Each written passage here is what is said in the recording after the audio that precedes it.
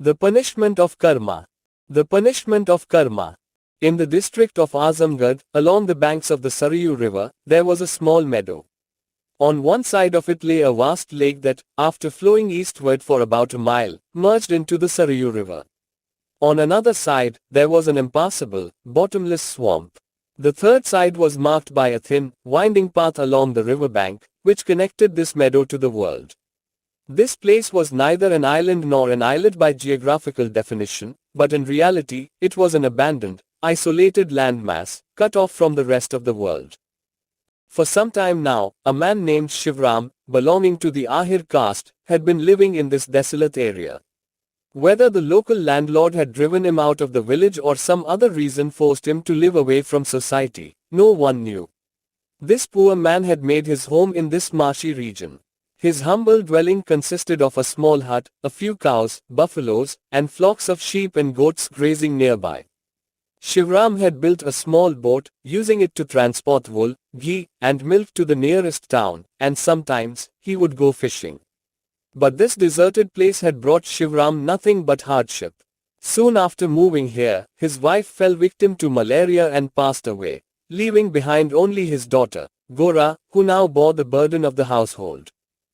Shivram, eager to relieve Gora of her responsibilities, was constantly on the lookout for a suitable match for her. However, for reasons unknown, people in the community did not look upon him with respect, which was why he had not yet been able to arrange Gora's marriage. Gora was a simple, dark-skinned girl with an innocent face, not conventionally beautiful, but possessing a subtle charm that could captivate the heart.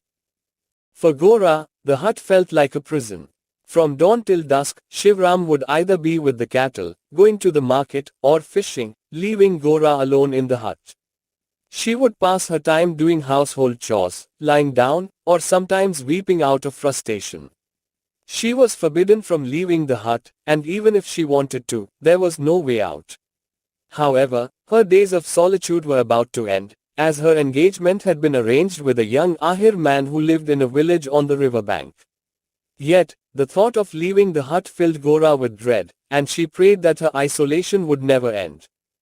One evening, Gora was sitting in the hut, gazing at herself in a mirror. She had received a bright red sari as a gift from her in-laws, and she had put it on to see how it looked on her.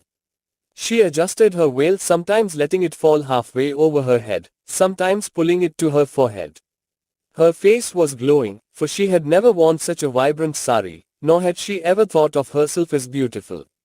As she stepped away from the mirror, her eyes reflected a newfound confidence and pride. Suddenly, she heard footsteps at the door.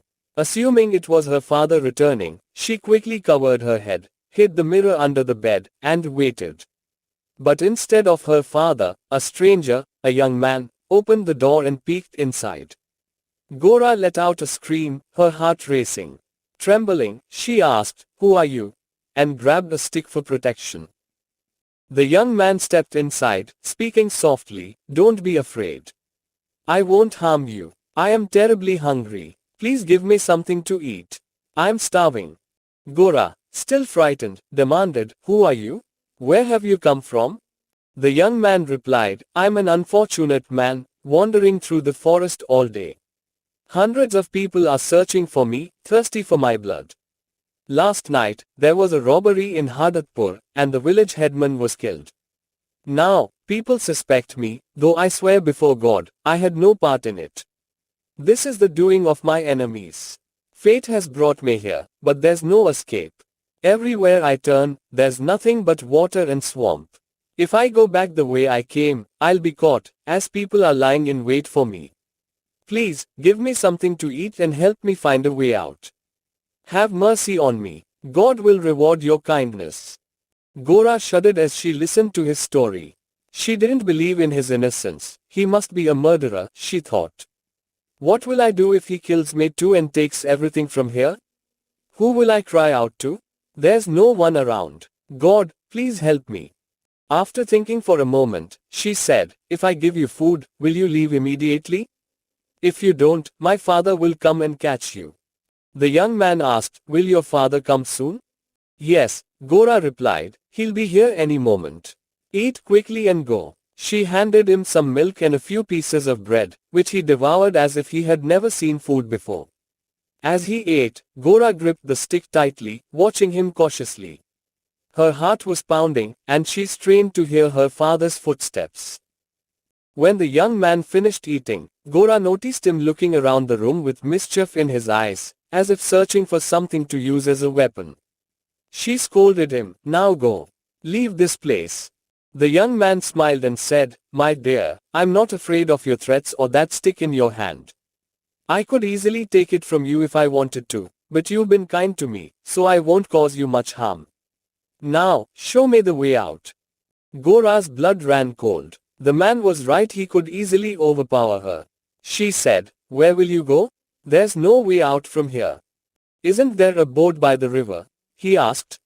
"My father has a boat, but if you take it, who will bring it back?" she replied. "That's none of my concern. Just take me to the boat," he insisted. Seeing no way out, Gora reluctantly led the way to the river bank, stick in hand. The young man followed close behind. When they reached the boat, he suddenly said harshly, "Give me your clothes. In women's attire, no one will recognize me. What are you thinking? It's my decency that makes me ask you for what I could take by force. Can't you bear a little discomfort to save a man's life?" Realizing she had no choice, Gora, sobbing, removed her bright sari and handed it to him. She quickly donned the old cloth he threw at her. The cruel man put on the sari, pulled the veil over his face, and made his way to the boat. Before leaving, he snatched the stick from Gora's hand and struck her on the head, knocking her unconscious. Then, he rowed away in the boat, leaving her lying on the ground. "Now, even if your father comes, you won't be able to tell him who I am or where I've gone," he muttered as he disappeared into the night. The young bandit rowed for about 4 miles until he saw the faint outlines of a village on the shore. Dim lanterns flickered here and there, their reflections dancing on the water. Women were drawing water from the river, some were bathing, and the fires in the fishermen's huts were glowing. The boats, tied with ropes, rocked gently in the water.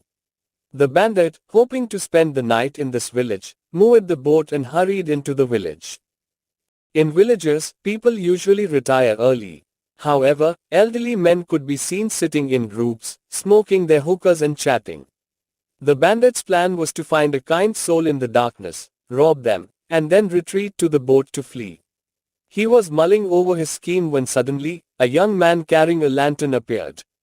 Upon seeing the bandit in women's clothes, the young man exclaimed, "Gora? What are you doing here? Is everything all right?" This was the same man to whom Gora had been engaged. Recognizing the distinctive sari he had sent for her, he assumed it was Gora herself. "Gora, don't be shy now. What brings you here? Is your father with you?" he asked. Realizing the danger, the bandit quickened his pace, hoping to slip away into the darkness, but the young man grabbed his hand, laughing, "Gora, don't be shy. Tell me, how did you get here? Did your father come too?" The bandit tried to shake off his grip, but the young man held him firmly. When the veil slipped and the young man saw a man's face beneath it, he burst out laughing. Well, what's this? A holy man dressed in women's clothes? Let's take you to the village watchman and see how well he treats you. If you're lucky, you'll get out alive, but thieves don't fare well around here." The bandit knew he was trapped. Resigned to his fate, he said, "God is my witness. Gora took pity on me and gave me this sari. I didn't rob her house. I'm not a thief. I could never harm such an innocent woman, even if I were a thief or a murderer. Will Gora's fiancé kill the very man she saved? I'm a poor man, wronged by fate. I ended up at Gora's hut by accident, and when I told her my story, she took pity on me and gave me this sari. I'm telling the truth." The young man laughed again. "Sure, you're a saint, no doubt. Why don't you tell me your full story? Where do you come from, and how did you end up at Shivram's house? Do you really think I'll just let you go?" "I'll tell you everything," the bandit replied. "Last night, there was a robbery in Hardatpur. The village headman was killed, and the robbers fled. But the villagers suspect that I was involved, though it's all the work of my enemies. They've put the blame on me. Fearing for my life, I ran and hid all day in the swamps and ditches. Otherwise, I wouldn't be standing here now. The young man, Govardhan, smirked. So, you admit you're one of the robbers from Harditpur?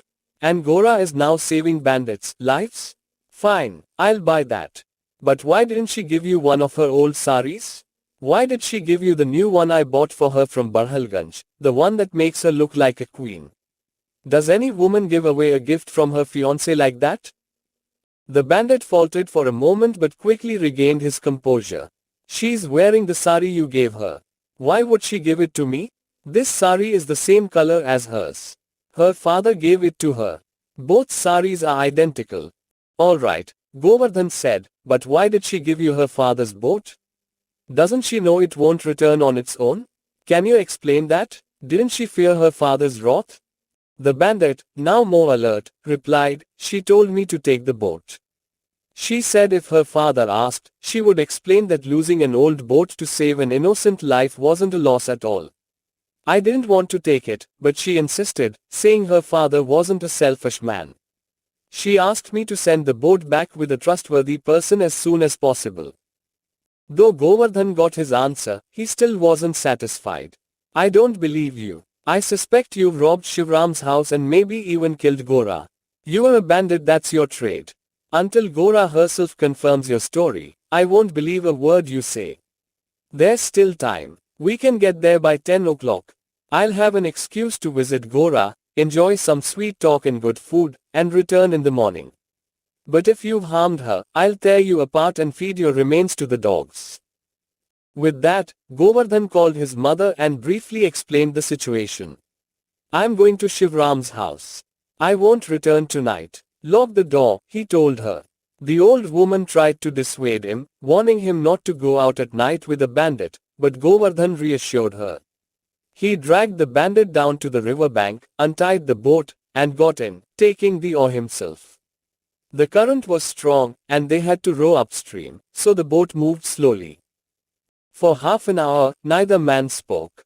Finally, the bandit asked, if it turns out I didn't rob Shivram's house, will you let me go? I'll decide when we get there, Govardhan replied. If I prove I didn't harm Gora or rob the house, will you let me go? Otherwise, I'll jump into the river and swim away. I don't want to fall into the hands of the police, the bandit said. Do as you please, jump into the river or bash your head against the boat. But I promise that if you haven't caused any trouble there, I won't hand you over to the police, Govardhan assured him. Swear on it. I swear on your head. The bandit fell silent. A short while later, the boat reached the shore, and a voice called out, Dada, why did you take so long? Govardhan recognized the voice and, delighted, helped the bandit out of the boat. Is your father not here yet? It's almost midnight, and you're still out here? When Gora saw Govardhan with the bandit, she was mortified with embarrassment. She lowered her head and stepped aside. Govardhan noticed her sari was hitched up to her knees, and as she tried to adjust her veil, her back was exposed. Gora wanted to flee in shame, for she had never appeared before her fiancé in such a state. But Govardhan, still holding the bandit's hand, approached her and said, Don't be shy now, Gora. When your father arrives, you can be as modest as you like. Do you know this woman? Yes, Gora whispered. Did she steal anything from your house? No. Did you give her your sari? She took it from me, Gora replied. The bandit tried to speak, but Govardhan silenced him with a stern look and continued his questioning. Did you give her your father's boat? She took it by force. I tried to stop her, Gora said. Did she hurt you? Gora didn't answer. Instead, soft sobs escaped her lips. Unable to control his anger any longer, Govardhan grabbed the stick the bandit had stolen from Gora and chased after him. The bandit ran for his life, heading straight into the bottomless swamp. The next morning, when the villagers went to check, they found footprints leading into the swamp, followed by a deep hole. They understood that this was the bandit's grave, a fitting punishment for his deeds. Karma had taken its course.